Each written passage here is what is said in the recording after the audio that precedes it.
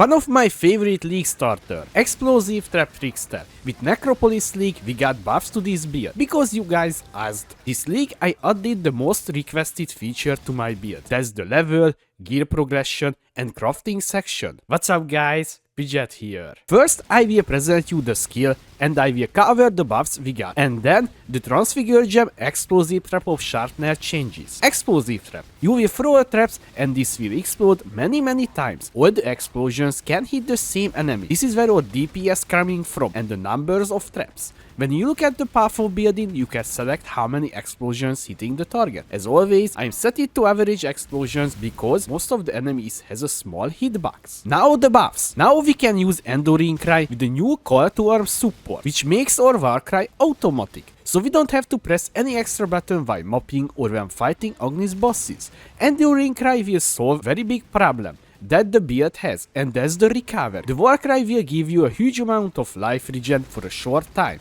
and it will give you endurance charges as well. Because we're using Immortal Core as our guard skill, the uptime of this guard skill will be much longer than 1 second, making an extremely good combination. And you know me, if the build can get more tonkier than before, sing me up right now. We got a little nerf as well. This patch they removed the mana cost reduction mod from the Jewels. I mean, for me it's not a big problem because I only used one of these mods, so I think this version will be fine. I know everybody is talking about Explosive Trap of Shrapnel. This patch they buffed the gem damage for exchange, they lowered the aura effect of the explosion, which results less overlaps from the explosion. That means less damage than before. From my testing, now the base Explosive Trap and Explosive Trap of Shrapnel is almost the same damage wise if we're talking about single target damage. I think you will get better clear with Shrapnel and you can kill mob bosses with it. But when you want to do Ubers or harder content, you need to use the basic Explosive Trap. Keep this in mind, this is my personal opinion. Also, my personal problem with Explosive Trap of Shrapnel.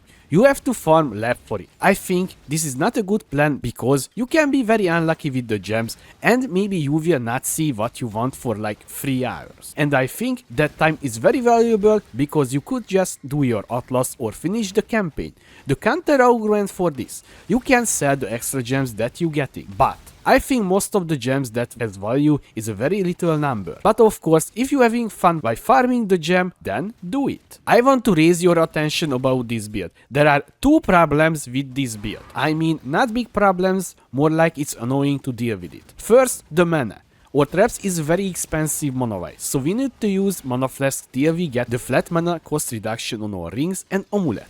If you get lucky or you have a little currency spare, you can buy Praxis Unique Ring, a very powerful leveling item that you can use till maps or even beyond. It will fix your mana issues very easily till you get the gear. Second problem. When you open the POB, you will see we don't have any physical damage reduction in the build, which is not a problem in my opinion, because we have more than 70% chance to evade the enemy attacks and have enough energy shield and life pool to take bigger hits. For only small hits, you have Ghost Dance. Last league, I played this version and I completed my Atlas, beat all endgame bosses without armor on my character. Keep in mind, you will have extra physical damage reduction from endurance charges because of the new support gem and Enduring Cry. I would like if you hit the like button like the Shaper hitting the Elder so it can start spread to more people. Thank you. Let's break down how you can navigate in my version of Path of Building. The tree is the most important for good leveling experience. You can see on the bottom level 13. You can click on this and get a drop down menu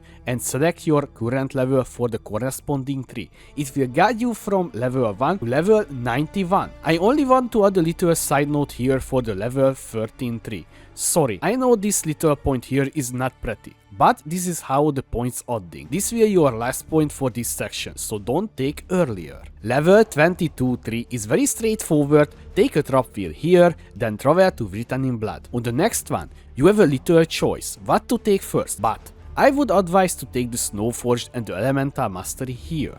Also, this is your first lap time. On the level 55 tree, when you're doing your second lap, most of the time you will take the masteries because you're getting the Polymath Ascendancy node here.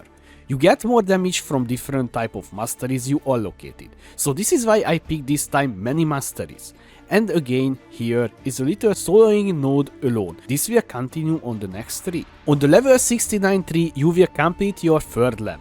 and you done with the campaign, I would raise attention. There is again a soloing point here, plus 10 strength. You need to continue this way and finish the wheel and get Ghost Dance. Also, if you're feeling you lacking damage, you start getting the extra curse node and add the second curse to the build. Welcome to the notes section. I hope you will like this one as well. I worked so hard on this one, just like on the leveling trees. You will find frequently asked questions that you want to ask me, such as pros and cons for this build, a little bit more insight to the transfigure gem, mana problems and how to fix them. I want to talk about the leveling a little bit more. As you may know, I don't like using other skill than my main skill for leveling. So this is why you didn't see any rolling magma or other methods to level up. I know this is not the most efficient way to complete the campaign, but for me, this is more enjoyable experience. Also, I'm trying to include here a weapon progression as well, what you can use at early levels or how I'm doing it. These weapons should be cheap even at the start of the league. This is my personal preferences, but if you have better things in your pocket, I will not stop you. Another really high requested things by you guys was the crafting section. Well, I made one as well, where you can learn how to craft items for this build a very high percentage success rate. Don't forget, always double or even triple check before you start using expensive crafting methods. For this reason, I include Craft of Exile as a link you can practice/learn craft before you even trying in the game. Also include where you can find the crafting recipes for a few very important mods in the game. I hope this section will serve you as well. If you still have questions, you can always ask me on twitch.tv/Pajet2. I will be there 90% of the time if I'm not sleeping or making videos. In the YouTube comment section, and I have a Discord channel as well, where you can ask the other community members. This section is done. Only left is the gem section. This is also contain a drop down menu beside the skill sets. Click on the corresponding level that your character has and try to use the gems listed here. Don't worry if you can't find the 4 link at Act 3, you will find it later. You can combine this section with the notes to get better picture what I'm doing and why. Only one thing that I want to raise your awareness. At the level 38+, this is where you fit in Herald of Ash. You can't use this Herald till you have one of the reservation wheel that you find in the level 48-3, so please keep this in mind. Maybe you wonder about Pantheons and Bandits. Well, this is very easy. Click on the configuration tab under the general. Bandits, you will help Alira because she is very good for early and mid game because of the mana regen, resistance and crit multiplier. Pantheons, Major God, for bossing Soul of Solaris, later you need to upgrade this one, 8% reduced elemental damage if you haven't been hit recently. For mopping, Soul of Lunaris, this will give you a little bit movement speed and physical damage reduction. Minor God, Soul of Garukan, for the reduced shock effect. Overall, I hope you will find this League Starter PoE useful. If you have any tips or what to change, let me know. Explosive Trap Trickster, one of my favorite skill and ascendancy combination. Also, the Trickster ascendancy is super flexible, so if you want, you can just respec to other skills easily, or transition to my immortal builds when I'm remaking all of them. Because I'm already done with this Blade Trap and Molten Striker. I can spoil a little bit here. I think we will just farm tier 17 mobs easily, but more about later. Till then, I hope you enjoyed this video about Explosive Trap Trickster for Necropolis League Start. If you have any question, leave a comment below, or you can find me on twitch.tv/Pajet2.